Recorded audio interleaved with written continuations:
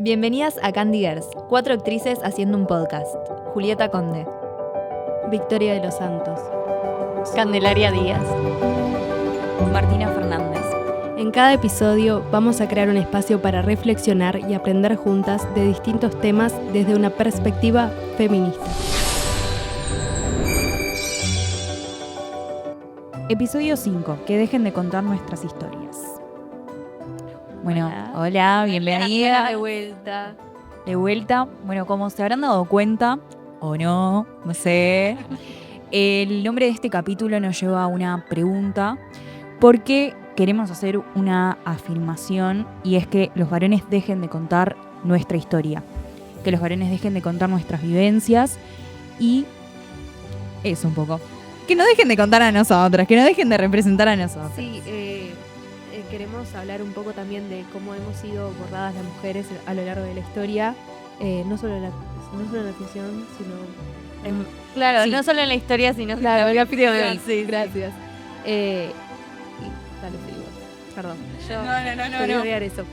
Sí, vamos a hablar un poco de eso, de la representación de las mujeres a lo largo de la historia y también a lo largo de la literatura, ¿tá? Cómo los hombres se han apropiado de nuestras emociones, de cómo nos relacionamos y demás, y también en parte cómo nosotras a través de eso hemos aprendido a hacerlos desde su mirada masculina. Pero bueno, primero que nada, queremos presentar a la invitada de hoy. Hay una quinta silla si no se dieron cuenta. Ella es Florencia González Dávila, es actriz, directora y docente de teatro y de danza. Hola, ¿cómo andan? ¿Querés contarnos un poco de vos, presentarte un poco más? Bueno, sí, las palabras que dijiste creo que me presentan ya. Nada, eso, soy eso que dijiste. Además también soy mamá. Soy mamá. Sí. Es mamá. ¿Hace cuánto que estás trabajando de cada cosa? Y en la docencia estoy hace más de 10 años. Sí, empecé a incursionar en la docencia en paralelo a mi formación como actriz. Y bueno, ya viviendo del teatro, yo creo que seguramente les pasa, ¿no? Pero yo siento como que mi vida es a través del teatro. O sea, no puedo diferenciar desde qué momento empecé a vivir desde este lugar, pero sí, trabajando formalmente en el ámbito formal hace ya unos cuantos años. Divino. Y dirigiendo hace muy poco. Sí. La pueden seguir en Instagram, @teatro y docencia, que ahí sube cosas de docencia, de teatro, y bueno, un poco de... Y misceláneas. Bueno, para empezar este episodio, en realidad pensamos hablar un poco del test de Bechdel, que es un test que salió en un sketch de los 80s, que empezó como un chiste inspirado en el ensayo de Virginia Woolf, Un cuarto propio. Y en realidad es un test que se hace hoy en día en muchas películas y obras, que tiene 3 consignas a ser cumplidas, que es la primera, que hayan 2 personajes femeninos en la historia; la segunda, que esos personajes femeninos mantengan una conversación; y la tercera es que esa conversación no incluya a hombres. Y para la sorpresa de mucha gente, o no, muchas películas no cumplen con este test. Algunos ejemplos son el Señor de los Anillos, El Padrino, capaz que eso no es tan sorprendente, pero otro ejemplo podría ser Shrek, Avatar, El desayuno en Tiffany's. Esa. Sí.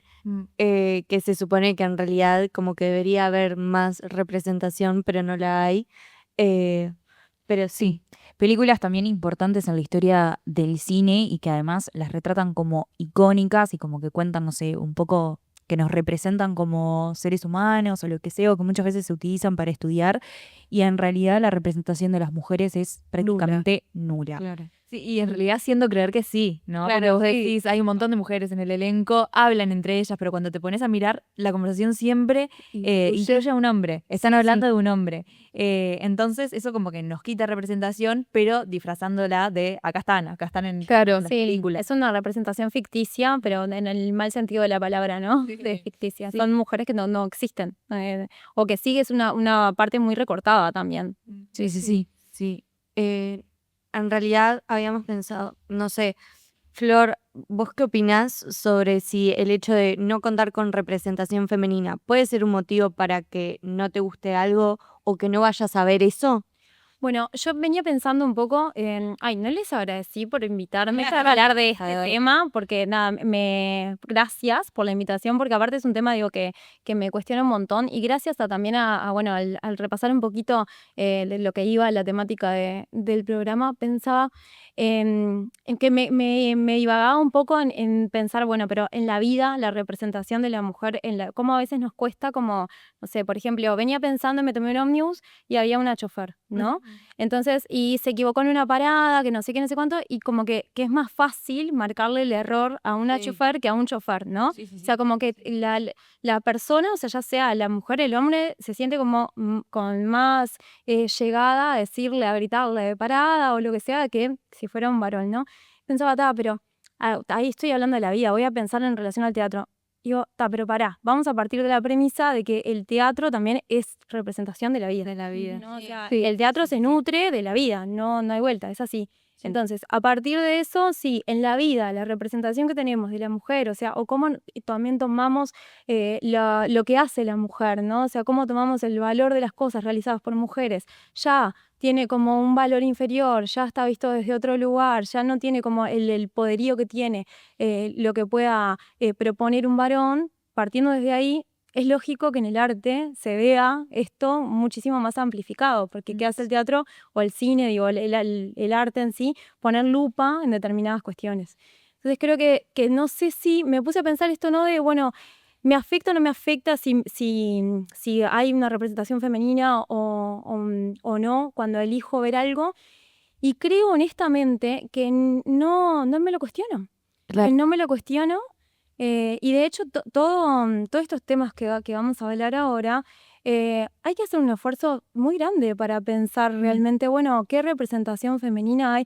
Pensaba en esto en este test que nombraban al principio. Yo lo conocía porque conversando con mi primo por la película de Minecraft, él me planteó esto, no me acuerdo si es que se cumplía o no se cumplía, pero sí lo mencionamos en relación al cine y me lo puse a pensar en obras. Oh, wow. Casi que no pasa. Sí, es tremendo.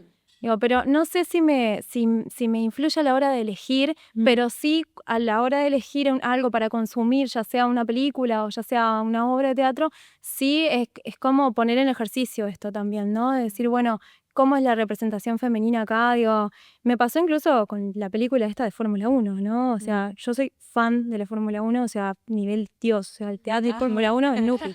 Sí, Es real. no hay vuelta. Pero Sí, súper. Y fui a ver la película con muchísima emoción y ganas de verla. Y claro, y cuando empieza la peli te encontrás con que, bueno, hay una mujer que es la directora, digamos, de carrera, y decís, bueno, la cabeza principal del equipo, una mujer, hay una mecánica, y decís, bueno, ¿y qué empieza a pasar? La mecánica es la que se equivoca, la que está aprendiendo. obvio, Y chicos. vos ahí cómo podés hacer como no sé, algún changüí y decir, bueno, capaz que tipo... Nada, o sea, lo que quieren representar es esto de que en el error, nada, uno se va curtiendo ahí, no sé qué en la pista y decís, bueno, capaz que le dejo pasar. Pero adivinen qué pasa con Brad Pitt, que es el actor de la peli, el principal, que es el piloto, que viene todo roto, no sé qué, y llega a este equipo con esta mujer directora. ¿Qué sucede entre ellos? sorprendió y se enamora. Chicas, cogen, obvio. Sí, O sea, obvio que no sí. se enamoran porque estamos en el 2025, no se enamoran, tienen una La pifié. claro, tienen una affair ahí medio Ella, casual. perdón, ella se enamora y él es tipo, pero es obvio que no. No, pero ella no llega a enamorarse porque somos re modernos y vamos a poner a la mujer, vamos a Ella es, una- sacar. ella es mecánica y es una mujer independiente Obvio. que sabe no enamorarse. Claro, ella vive y dejó su familia también. Eso se plantea en la película, de que ella dejó su marido, la deja porque ella quiere ser mecánica, no, ella es directora del equipo, entonces es ingeniera, entonces su marido la deja y porque ella pone... O sea, es como una nueva versión de esta Orgullo y Prejuicio, o sea... Entonces, ¿qué vemos nosotras? Que si sos una mujer independiente, que estudiás y que no sé qué, listo, estás destinada a estar sola para el resto de tu vida. Claro, varones no te quieren. No, Básicamente. y también eso, que terminan mostrando, o sea, la elevan a un rol para después decir, y su aporte en la película es que se equivoca. O sea, y que está con Brad Pitt. Sí, Chao. sí, sí, sí, Ese o sea, fue el aporte. ingeniera de carrera que quien sabe del mundo de Fórmula 1 sabe que son las personas que más enfocadas tienen que estar. Obvio. La noche previa a la carrera se acuesta con el piloto. O sea, decís, ¿por qué? ¿Por qué haces esto? O sea, no lo hagas directamente que sea un varón. Listo. Si vas a poner Hasta para esta representación femenina ni la pongas. No, obvio. totalmente. Sí, sí, sí. Es como para llenar el ojo, digamos. Sí. Sí, yo creo que es interesante eso que decís vos, que tristemente pasa, que hay tan poca representación femenina en las obras escritas por hombres, como que es eso, siento que desde chicas ya como que te van inculcando eso. Siento que mismo en las carreras o en las escuelas, en los liceos, como que siempre muestran a autores hombres o, Sí. o muestran a mujeres escritas por hombres. Entonces, y que no es que ahora no hay, porque siento que cada vez hay más autoras, como que se le da más el espacio a las autoras que siempre estuvieron, pero capaz que antes no se les daba el espacio, pero siento que el día de hoy todavía se les facilita mucho más a los hombres contar las Sí, historias. y no solo eso, sino que toda la evolución de la sociedad y toda la evolución humana está prácticamente estudiada por los hombres. O sea, es prácticamente ellos lo que evolucionaron y bueno, la mujer a la par. Acompañando. Acompañando. Maternó a esos varones. Les dio la teta, chicas. O sea, Claro. Sí, sí. No, y en base a esto que decís de la educación, a principio de año yo estoy haciendo una ayudantía de cátedra en la EMAD con Sabrina Esperanza. Y Sabrina planteó un ejercicio el primer día de clase que dije, wow, qué increíble, sí, ¿cómo esto no lo cuestionamos? Que era, bueno, ¿vieron esta aplicación Menti? Que es un mapa conceptual que se crea a partir de en los celulares, vos te haces una pregunta, vos contestás y esa palabra aparece. Por ejemplo, no sé, ¿cuál es tu color favorito? Vos pones verde, yo pongo verde, entonces verde queda más grande. Y sí, apareciendo en la pantalla. Exacto, y va apareciendo así. Y bueno, ella preguntaba como si habían leído obras de autores latinoamericanos primero, después obras de autores africanos, después obras de otro continente que no sea Europa, que no sea América. Imagínense las respuestas lógicas, esperables, ¿no? Y después, bueno, de disidencias, de mujeres. Y te pones a pensar y dices, claro, ¿cuántas obras hemos tenido en la formación como actrices de mujeres? O sea, ¿cuántas veces hemos trabajado, no sé, Tennessee Williams, Pinter, clásicos del teatro contemporáneo, por ejemplo, o William Shakespeare también? O sea, un montón de autores, todos varones. Autores de la escena local también. Tenemos billones, Sergio Blanco, un montón de representantes también de la escena local, pero son todos varones, ¿no? O sea, ¿y qué pasa? ¿La mujer no escribe? O sea, ¿por qué no usamos textos de mujeres? Y yo me pongo a pensar, digo, yo en secundaria, hoy en día, estoy trabajando todos textos de varones. Digo, ¿y por qué estoy trabajando textos de varones? Porque es parte de lo que conozco también. Claro. Digo, o sea, no, Como importante. Total, o sea, si no llego, o sea, a veces no, bueno, si no leemos a algún autor, yo que sé, algún autor africano, a veces es porque no llega, obviamente, no vamos a ponernos a buscar, digo, no nos llega y sí tenemos la posibilidad de buscar, pero tenemos que tener como el hiperfoco puesto ahí, ¿no? De, bueno, quiero buscar tal tipo de literatura. Y con las mujeres pasa un poco lo mismo también, o sea, de buscar representantes del teatro universal, mujeres, pasé toda la mañana pensando y no me viene ninguna así que sea obvia, digamos. Es que te lo pones a pensar y decís, ¿quién es el equivalente? O sea, nadie es el equivalente de nadie, obvio, pero ¿quién es el equivalente de Shakespeare en femenino? No existe. O sea, nadie, no hay como, hacen cursos de Shakespeare. Es como que yo creo que deben haber una materia que se llame. que hay. Sí, claro, creo que hay. sí. Pero no hay ninguna mujer que ocupe como ese lugar en la historia del teatro. Y ¿por qué? O sea, sí sé por qué, pero es como nunca te lo pones a pensar. Vos solo seguís, o sea, lo que te están enseñando, la metodología aprendida de aprender y no cuestionar. Ese lugar a la mujer, como que siempre estamos separadas, no sé, vas a una librería y tenés la sección de autores femeninas. Sí, Y no tenés una sección de autores masculinos, tenés autores y autores femeninas. Sí, Porque como que no entramos en autores. Y me parece que también pasa un poco con los personajes, ¿no? Ponele, pienso en Las Brujas de Salem, que es una obra que a pesar de que está escrito por un varón, se supone que las protagonistas son mujeres. Y en el primer personaje que pensás es en el señor Proctor. Bueno, John Proctor, Sí. obvio. Sí, ¿y cómo está planteada Abigail? ¿no? O Sí, sea, también. sí. Sí, bueno, de hecho, en obras, ¿no?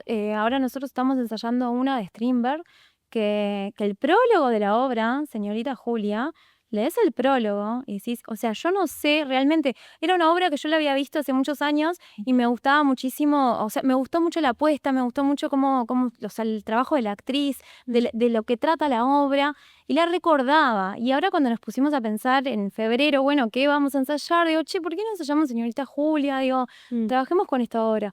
Bueno, sí, ya no la había leído, o sea, me la acordaba aquella vez de haberla leído en aquel momento, pero han pasado 84 años, ¿no? La voy a leer de vuelta, leo el prólogo, y o sea, yo quiero pensar que esto es una ironía, porque les invito a que lo lean, porque es una cosa nada, que decís, ¿qué? O sea, bueno, tal, lo contextualizamos en la época, todo. Y después lees la obra, y o sea, ¿qué fue lo que me atrajo a mí? O sea, porque no pasaron 84 años, pasaron menos de 10. Decís, ¿qué pasó? O sea, hubo un cambio importante porque la visión de lo que plantea la obra es una visión absolutamente machista. O sea, son 2 personajes, 3 en realidad, también está la cocinera, digo, pero son 2 personajes los que llevan la acción, que es un varón, Julia, y el personaje de Julia, la obra se llama como ella, y sin embargo está planteado desde un lugar que decís, o sea, la mujer es nada, es la psicosis y la emocionalidad que la envuelve, y desde un lugar súper emocional y poco profundo, quizás desde del rol de la mujer, que a ver, tiene un montón también para explorar, digo, y para cuestionarse todo esto, ¿no? Que fue, bueno, ¿qué hacemos? ¿Seguimos con esta obra o no seguimos con esta obra? No, sigamos con esta obra, pero investiguémosla desde este lugar contemporáneo de cómo podemos ponerla en escena, ¿no? Sí. Digo, que es como importante también ahí juega como la tercer pata, que creo que es la dirección. Obvio. De obras escritas por varones, que son obras valiosas también, ¿no? Escritas por varones Todo. que son valiosas y que pueden poner en juego un montón de temas, digo, pero ahí la pata de la dirección es re importante, porque si nos sesgamos desde la dirección también, nada, nos hacemos la trampa al solitario de que estamos de esto, ¿no? Lo de las brujas de Salem, o sea, que estamos llevando a escena algo con una mirada feminista desde la mirada del varón hacia el feminismo. Sí. Yo iba a comentar, en realidad, iba a hablar de películas, pero nada, con la respuesta en la pregunta anterior, yo sí elijo mucho qué ver y qué consumir porque me reimporta, o sea, como que quiero, no sé, como consumir a más mujeres, ver más películas dirigidas por mujeres, bla, bla. Y me pasa que hay muchas películas que a mí me encantan, que son dirigidas por hombres, y yo digo, pero ¿cómo a vos se te ocurrió? ¿Cómo se te ocurrió hacer, no sé, por ejemplo, en 10 cosas que odio de ti? Sí. ¿Cómo se te ocurrió hacer al personaje principal feminista? Claro, porque esto en realidad, o sea, si bien lo dirige un hombre, está escrito por una mujer la película. Claro, y cuando yo me enteré de eso dije, ahora sí, tiene todo sentido, claro. Es una película de los 90, tampoco está muy alejado, bueno, sí, pero es como que también si te pones a indagar, ves que muchas películas que capaz que no entendés, o sea, porque Igual también es como, es feminista, pero es también un outsider, como que sí, medio que es como la rara, ¿no? sí, también, sí, es verdad.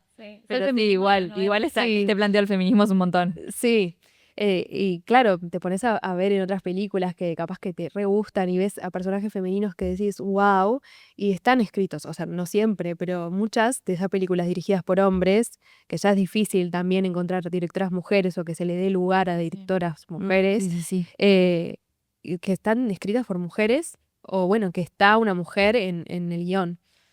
Y de hecho es como súper o sea, contextual también de la época. A mí me encantan las series médicas, me encantan. O sea, sí. Mi sueño como Grey's actriz Anatomy, es- pasé. Sí, es es ser Meredith actuar, Grey, sí, hacer tipo un RCP, un algo así. Sí. Hagámoslo. Claro, sí, me encanta. Agarra un bisturí. Me encantó, hacemos una serie médica, Chiripina fue. Y no, yo Grey's Anatomy la empecé a ver al revés, porque a mi novia le gustaba y empecé a ver los últimos capítulos de las temporadas más recientes. Y claro, empecé a colgarme con la historia y dije, bueno, la voy a empezar a ver de cero.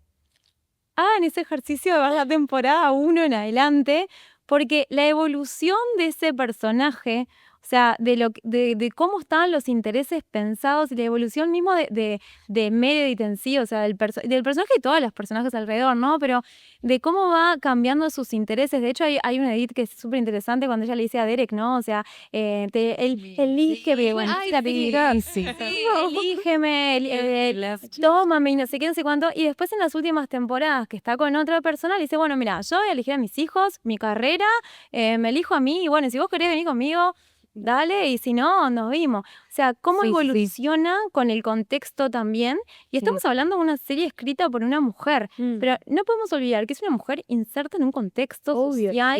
Sí, y me acuerdo las primeras temporadas que medio parecía la madre de Meredith, como esa súper cirujana, inteligente y no sé qué, y era tipo re mala, rara. Sí, y solitaria. Sí. No, y sin embargo, no me acuerdo cuál era el médico, el que siguió en todas las temporadas, él también eligió la profesión y él era el pobrecito que renunció al amor, pero siempre lo mostraban como desde un lado mucho más desde, pobrecito, míralo, no sé qué, y ella era la mala de, no, yo elegí la carrera. Y aparte los dos pertenecían a sectores medio segregados en la cirugía, porque ella era mujer, madre, que ponía la carrera por delante, y él, afrodescendiente, no sé qué, qué bueno, que como que lo discriminaban también en la formación, y eso después, con el avance de los personajes, quedan en lugares totalmente diferentes, o sea, se van corriendo desde ahí, que bueno, por lo menos una evolución vamos viendo, pero...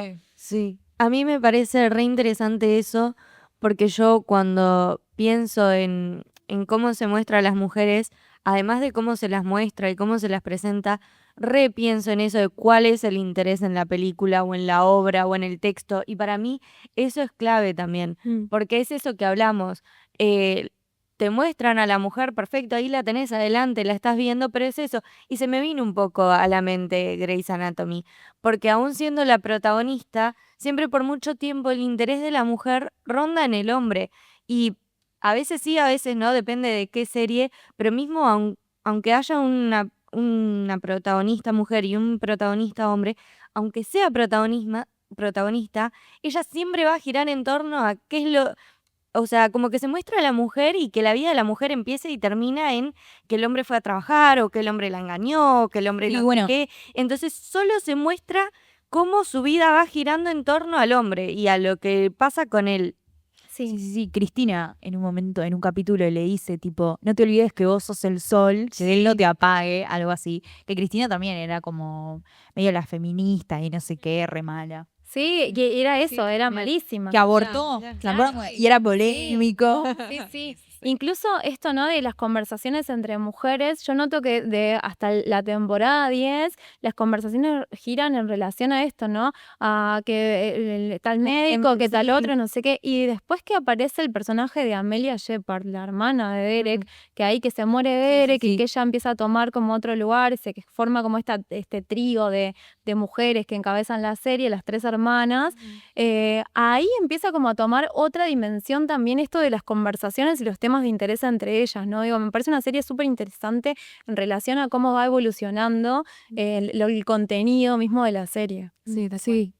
Sí, pienso también, ponele, yo nunca terminé Grey's Anatomy, pero estaba pensando en Mujercitas, que es un clásico en la literatura y que lo escribió una mujer, y la película más actual de Mujercitas la dirigió Greta Gerwig. Creo que se pronuncia así. Y ella lo que hace es cambiar el final, que en realidad para como descentralizar al hombre de la película, porque claro, uno de los personajes, una de las hermanas, como que pierde su interés amoroso en algún momento y como que tiene como un pequeño interés amoroso al final, pero después como que te da un giro la película y en realidad no hay, o sea, a ella ya no le importa si termina con un hombre o con el otro, sino que ella va a publicar su libro. Y creo que, bueno, yo fui con una amiga a ver esta película y eso no le gustó a mi amiga, pero a mí me encantó, o sea, siento que... sí, porque en la original eso no pasaba. No pasa. Con Winona y... Sí, pero claro, vos estás esperando, ¿con quién se queda? Se queda con este, se queda con aquel y al final no se queda con ninguno y publica su libro y a mí me emocionó mucho más que si se quedara con alguno. Sí, Mulan es otra película que es hito del cine feminista, o sea, Mulan. Y lo que a mí me encanta de esta película es cómo también está representado de que el varón siente atracción Sí, por otro varón. por otro varón. Sí, Exacto, sí, o sea, ¿cómo no reparamos en eso? O sea, Sí. y que termina la película y que no es nada, me quedé con alguien o lo que sea. O sea, el interés de Mulan iba por seguir sus expectativas de vida y lo que ella quería hacer. Digo, y es una película que es re poco nombrada. O sea, La Cenicienta, no sé, Blancanieves, etcétera. Pero Mulan quedó como en el olvido de muchos. Sí, Mulan es la princesa favorita de nadie, básicamente. Sí, sí. Pero, y también, o sea, las princesas que son el personaje principal, ¿de qué hablan en la película? De que quieren el príncipe azul, de que sí, obvio, o sea, Ariel, la sirena que no Ariel sé, es terrible. bueno, ahí se quiere ir al mundo real, romper las reglas, pero por un hombre, porque ella quiere tener piernas para estar con él. Con uno que vio una vez, ¿no? Sí, sí. No, es tremendo. Sí. Es un montón. Sí, Bueno, nosotros teníamos preparada una pregunta que un poco medio que la venimos discutiendo, pero es ¿qué hubiese sido de una hermana inventada, una hermana ficticia de Shakespeare con el mismo talento y pasión? ¿Qué hubiese sido? No, yo leí esta pregunta y me vino enseguida nuestra historia local también, ¿no? Si yo le digo Josefa Uribe, No, ¿quién es Josefa Uribe? no suena hay por un- el apellido. Claro, Sí. ¿te suena el apellido por quién? Claro, por el... Sí, por el... Por Uribe. Sí, Claramente, por él. Josefa es la hermana de Uribe. ahí va. Josefa es la que armó toda la logística para la Cruzada Libertadora. Dijo, bueno, ellos estaban en Cana y era tipo ella, nada, consiguiendo soldados de acá, soldados de allá, no sé qué, no sé cuánto, ustedes se van a rebelar cuando llegue el momento, pa. Resulta que, nada, ella les paga por adelantado a estos soldados y después sale todo mal. Pero se consigue lo que estaban buscando estos varones, ¿no? Uribe y La Valleja, Constitución de 1830 y la mujer, chao, en la Constitución, los derechos, las cosas, nada, chao. Y la historia de Josefa Uribe, por ejemplo, yo la conocí gracias a las chicas de Indómitas, que son un grupo de historiadoras feministas que se encargan de hacer tours por el centro, por Ciudad Vieja y eso, digo, reviviendo estas historias, ¿no? De qué pasaba con las mujeres en la historia, porque si nos ponemos a pensar, decimos, bueno, ¿qué mujeres estudiamos en la escuela o en el liceo? Claro. Nada, No, ni- Frida Kahlo, sí. capaz, pero nada que ver, o sea, Juan Ibarburú. claro, Juan Ibarburú. capaz, Juana Ibarburú, me pero acuerdo. ¿qué sabemos Juana Ibarburú? Que escribía Y que era loca. y que era loca. Sí. Idea Vilariño, lo mismo, o sea, poetas, pero eso, ¿no? O sea, mujeres dentro del ámbito de la poesía, del arte, de las artes blandas, o sea, del mundo, pero de una... Sí, obvio, pero de Josefa Uribe, de una tupa, o sea, tipo, no sabemos de la historia de ellas. ¿Por qué? Porque, no, está la historia de los varones. Entonces, me parece como el ejemplo más representativo, ¿no? Porque justo es la hermana de Uribe. Claro. Sí. Y no sabemos de ella. Lo mismo Melchora Cuenca. Cuando hablamos de Artigas, jamás se cuenta la historia de la pobre Melchora que murió en la pobreza total con los hijos de Artigas. O sea, Sí, no, sí. o sea, creo que no es como la respuesta está clarísima. ¿Qué hubiese pasado con una hermana Además, Shakespeare, no? Pasa algo que cuando estudias una mujer en la historia se habla muchísimo de tipo su vida personal y tipo no sé qué cuánto y tuvo tal marido y no sé qué cuánto. Y de Artigas, ¿qué sabemos? Nada, que peleó en un par de batallas y que tenía un par de mujeres y listo. Que estuvo con Veo la que prima. que no nos la cuestionamos, que claro, que estuvo con la prima. Veo que no nos cuestionamos que tenía un montón de hijos y que no se hizo cargo No. de ninguno. ¿No? Y dejó a la mujer y se fue al carajo. Sí, O sea, sí. Y está. Digo, a ver, ¿no? Es muy cómodo estar sentadas acá hablando diciendo, dejó a la mujer y se fue. O sea, obvio que nada, que las historias suceden en determinados contextos, ¿no? Y sacar a la historia de sus contextos es complicado. O esta Josefa misma tenía esclavas, por Sí, ejemplo. claro. O sea, Sí, ella sí, luchaba obvio. por la liberación de sus esclavos, menos lo de ella, ¿no? Claro. O sea, No, incluso si ella estuviera acá, capaz que no lo vería así. No, Tipo, por ¿no? supuesto. ¿Qué me van a nombrar? O sea, como que es así, ellas estaban insertas en esa sociedad. totalmente. Y lo vemos a veces con mujeres más grandes, madres nuestras, ¿no? O sea, de que miramos para atrás y decimos, o sea, todo el esfuerzo que hizo, una madre en los 90, lo que sea, y es como, no, pero es normal. O sea, o sea, sacarlo también como de esto de, bueno, de la mujer como en un lado de sacrificio y cero búsqueda de reconocimiento, porque era imposible también llegar al reconocimiento. Entonces, no sé, y de Shakespeare hay algunas teorías también, digo, que Shakespeare no existió, de que en realidad eran relatos de diferentes personas, entre ellas mujeres, digo, porque hay una o sea, la representación de la mujer en Shakespeare también, convengamos que estamos hablando de textos muy, muy, muy antiguos y tenemos monólogos como, no sé, en Otelo, Emilia, ¿no? Esto si los hombres hacen lo que hacen, bueno, entonces bánquense que nosotras no tenemos gustos y sentidos como ellos, ¿no? O sea, sepan los maridos que si no saben cómo tratarnos, bueno, nosotras nos vamos a manejar como se nos cante, ¿no? Sí, o sea, sí, que si bien es un discurso que hoy en día, digo, lo entendemos con pila de lógica y lo defendemos, pero anda a plantear eso. Sí, tal cual. Digo, en una obra que habla del femicidio, ¿no? O sea, Otelo es femicidio. Sí, no, con esto de Shakespeare también, o sea, se me viene Homero, que tampoco sabemos que no se sabe, quién escribió la Ilíada o la Odisea, pero pensás eso, o sea, no es que capaz que sí hubo mujeres que contaban estas historias, igualmente todo lleva al nombre de un hombre. Sí. Como que es difícil como pensar también en esto que son clásicos, que se da en literatura y que vos decís, ay, lo que todos deberíamos conocer como cultura general, pero tampoco sabemos realmente, porque, o sea, si fueron, lo trataron de tapar, como que fue... Es que ¿quién marcado. define la cultura general? O sea, ¿quién define esos Obvio, programas? claro. Sí, O sea, Bueno, ¿quién- eso. Yo creo que hay mucho de eso, de que en historia se dice que la historia lo escriben los vencedores y no los vencidos. Y creo que también hay mucho de que la historia fue escrita por los hombres y por eso están las historias que están. Pero ¿quiénes realmente fueron las protagonistas o qué cosas realmente sufrieron las mujeres de mientras todo eso pasaba? O sea, está el interés puesto en el hombre porque lo escribió mucho un hombre. También yo pensaba en eso de más o menos de lo que venía de la mano de Vicu, de que yo creo que ¿qué hubiese pasado con una hermana? Yo creo que ¿qué hubiese pasado antes en su momento y qué hubiese pasado ahora? ¿Qué hubiese pasado antes? Seguramente eso, lo hubiesen tapado o no le hubiesen dado la relevancia que le dieron en su momento y no se hubiesen hecho las obras que se hicieron en su momento de Shakespeare. Y seguramente eso que ha pasado mucho, que después se comprobó de mujeres que se ponían nombres de hombres, Sí, para- anónimo. claro, o también o anónimo, Sí. para que se pudieran publicar o para que se hicieran públicas por lo menos.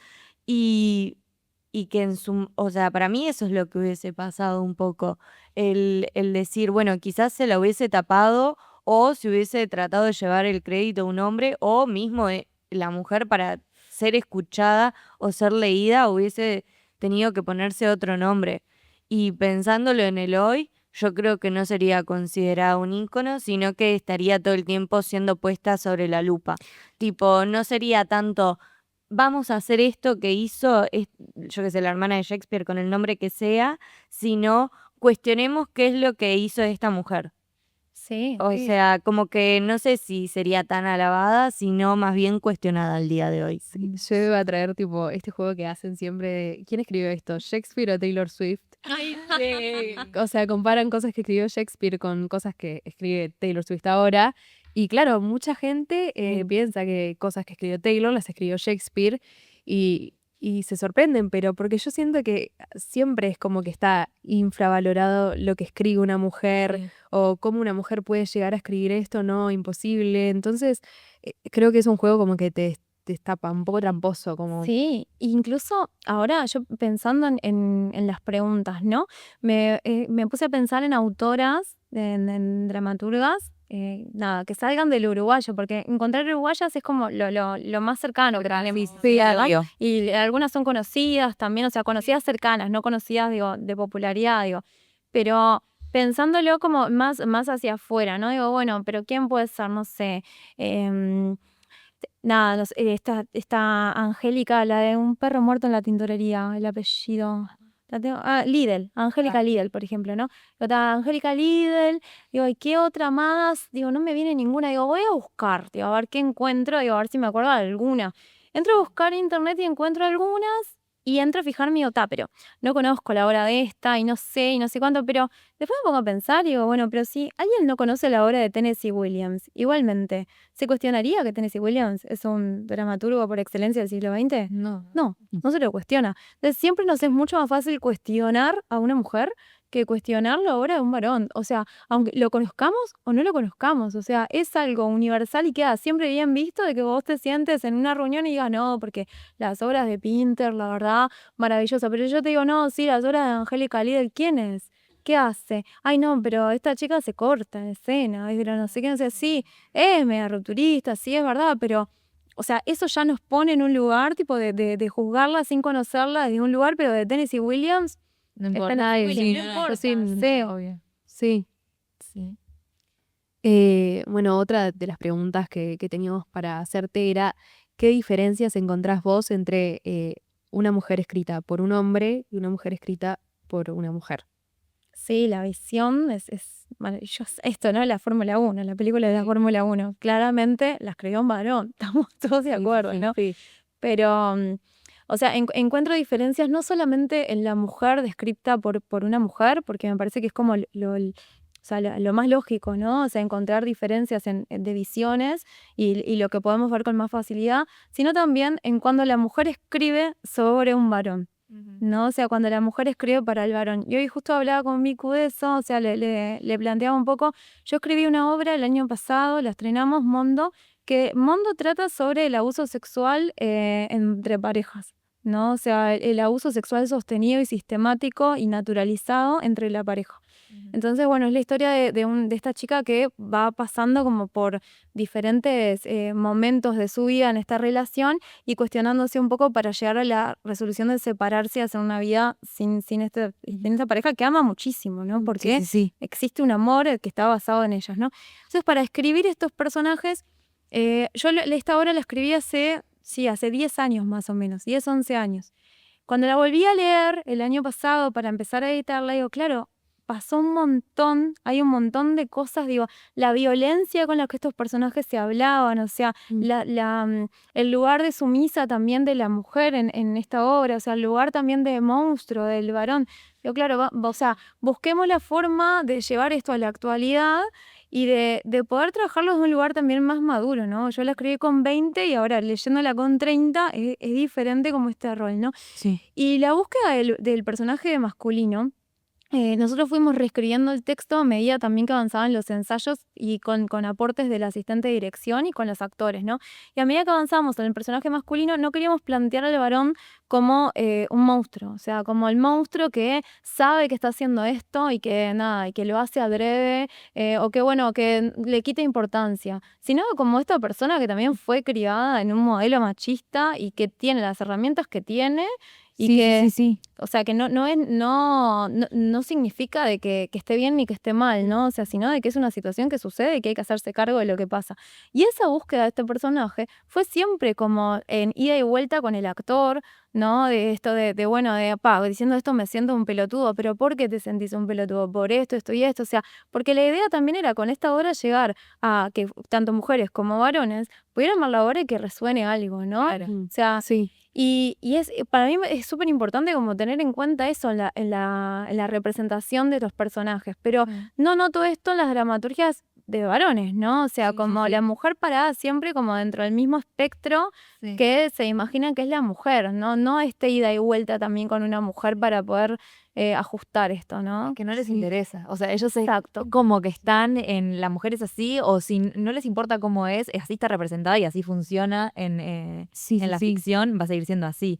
Y estaba re bueno lo que vos dijiste, esto de como no plantear al hombre como un monstruo, sino como una persona que está insertada en el mismo mundo que nosotros, en el mismo contexto, y muchas cosas están como invisibles, y que una persona, o sea, un varón en el público puede decir, ese puedo ser yo. Exacto. Eso es como que lo más importante. Y lo mismo para nosotras, cuando nos sentimos identificadas con un personaje, es porque está hecho desde el lado como más humano, más buscando la verdad, y como que eso es lo que buscamos en el público también, como que nos interesa que el público se pueda sentir representado y pueda generar algo que movilice. Si a nosotros no nos moviliza el personaje de Fórmula 1. Entonces, no, claro. Sí. Además siento que esta búsqueda que tienen los varones, a mí se me vino enseguida esta película de Jennifer López, que ella sufre violencia doméstica, ¿no? Sí. Y en todas las películas donde hay un varón que ejerce violencia, primero que siempre es violencia doméstica y punto. Sí. Y segundo que siempre está representado como tipo que es sucio, onda, que te das cuenta enseguida que es violento. Claro. ¿no? Porque vos ves, Sí, cuando claro. la va a encarar a Jennifer López, vos decís, y sí.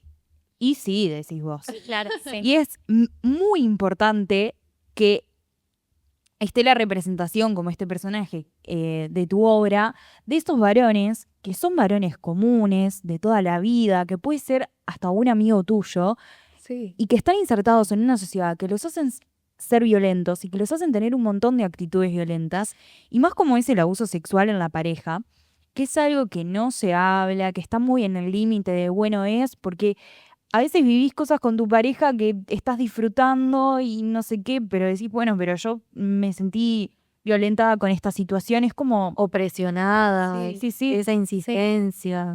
Sí, y que esto que vos decías, que son varones del cotidiano, que son varones sensibles, que son varones cercanos, que son varones re buenos amigos, re buenos padres, Claro. que pueden ser Sí. tu padre, o sea, que son Sí. varones del día a día, ¿no? No son estos monstruos que uno, ¿no? Esta película creo que es emblemática porque en su tiempo, esta película, o sea, de vuelta, ¿no? Dentro de su contexto, fue un gran impacto, ¿no?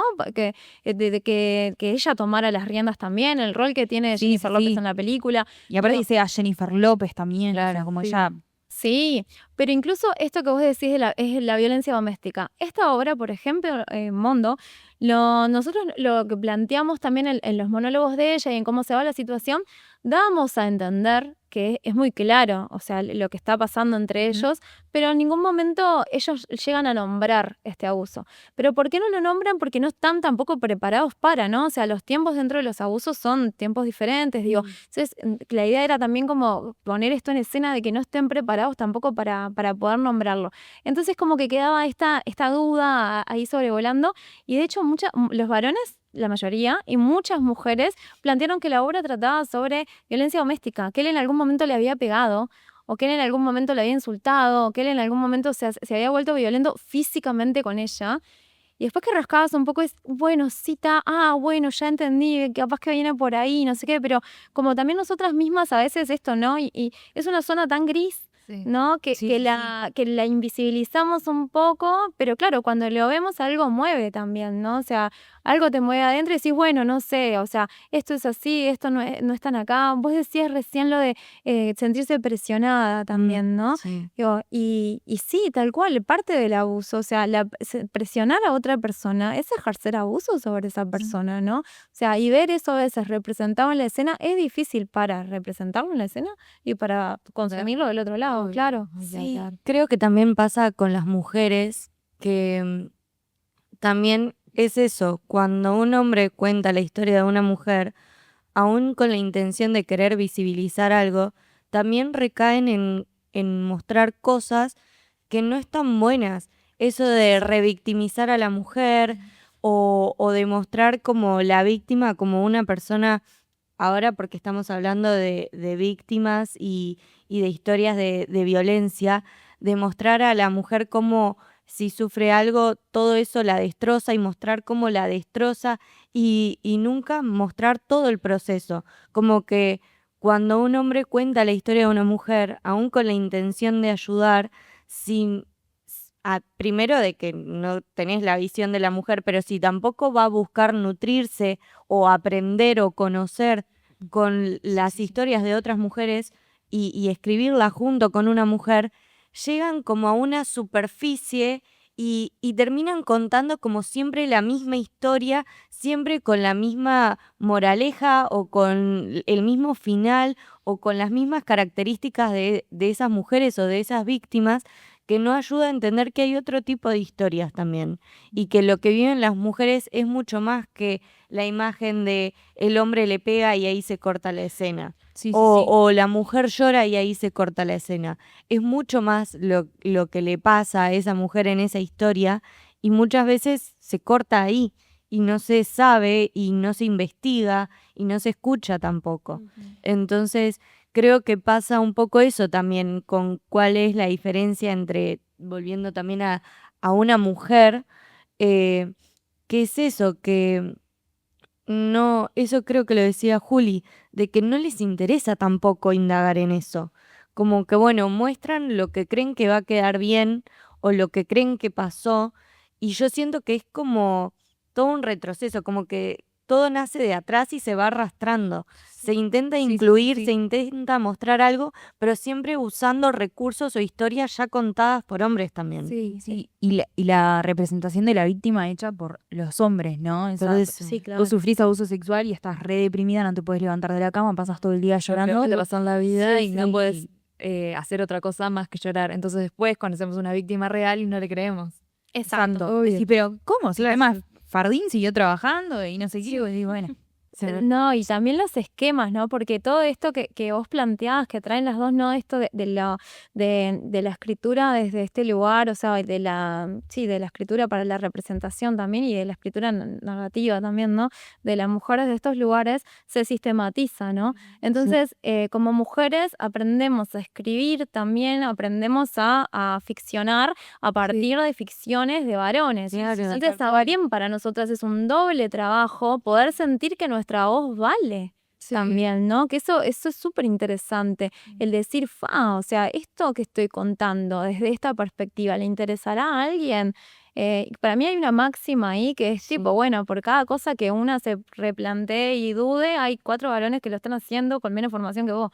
O sea, Sí, tal cual, el síndrome de la impostora. Sí, sin duda, sí, es que es eso. Pero ¿por qué surge el síndrome de la impostora? Porque también como mujeres contemporáneas buscamos también nuevas líneas y nuevas formas de crear que a veces no salen de lo conocido porque sistemáticamente estamos formadas en sistemas creados por varones. Sí. O sea, le guste a quien le guste, porque puede ser, ay, bueno, está, qué pesada siempre, que no sé qué, las mujeres no hicieron nada, entonces.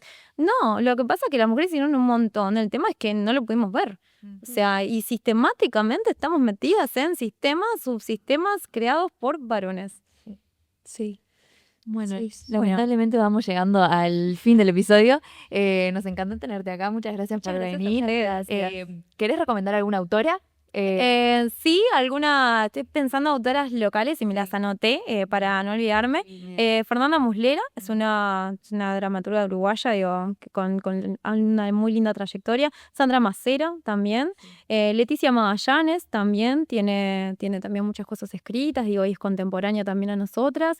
Vanessa Canepa también es otra autora, digo, que tiene muchas cosas para decir, y dentro de las direcciones, Micaela Larroca también, digo, que está ahora dirigiendo. Sabrina Esperanza también, digo, creo que tiene mucho material también que tiene que ver con esto, ¿no? De darle voz también a las mujeres, a las disidencias, digo, y a las voces más apagadas. Y después Angélica Lidl me parece que es una muy interesante autora como para cuestionarse también cosas. Qué bueno. Gracias. También trajimos una recomendación de un poema que nos resonó con este episodio, que es de Tamara Kamensain. Y bueno, lo voy a leer como pueda. Quisimos llamarnos como ellos, por el apellido. Rosenberg, Moreno, Bellesi, Gruz. Y sin embargo, viene llegando la hora de los nombres. Las uruguayas siempre tuvieron nombre. Juana, Idea, Circe, Amanda. Delmira, la primera divorciada del Uruguay. Delmira, la primera víctima de femicidio. Es claro que lo que empezó como poesía tuvo que terminar como novela, porque Delmira ya se había divorciado, pero tenía cita con su ex marido en una pensión de barrio, donde él la estaba esperando con un revólver cajoneado en la mesa de luz. Él se suicidó sobre el pecho sangrante de la amada, tituló El Día de Montevideo, evitando hablar de ella. Entre la metáfora modernista de un pecho sangrante y la palabra femicidio que no existía, Delmira se las ingenió para hacer y deshacer con la lengua lo que le quedaba por decir. Extraño amado de mi musa extraña, le había escrito ella a ese muso que escarmentó el verso hasta hacerlo sangrar. Bueno, buenísimo. Y ahora sí, llegamos al final. Querida Flor, no se olviden de seguirla, en todas sus redes sociales, Teatro y Docencia, de seguirnos a nosotras, @JalaseaCandia, @CandyGirls Podcast. Y tampoco no se olviden de dejarnos en comentarios o de mandarnos DMs en Instagram, de que ustedes quieran, contándonos qué les pareció el capítulo, qué otras invitadas les gustaría ver. Y nada, ¿qué opinan un poco de esto? ¿Qué opinan de la representación de las mujeres a lo largo de la historia, el arte y de la historia en general? Bien. Adiós. Adiós. ¿Qué hay más allá de lo aprendido? Este fue el 5º episodio de Candy Girls. Exploremos juntas más allá de lo conocido. Muchas gracias por escucharnos. Este podcast cuenta con el apoyo de Inju Mides.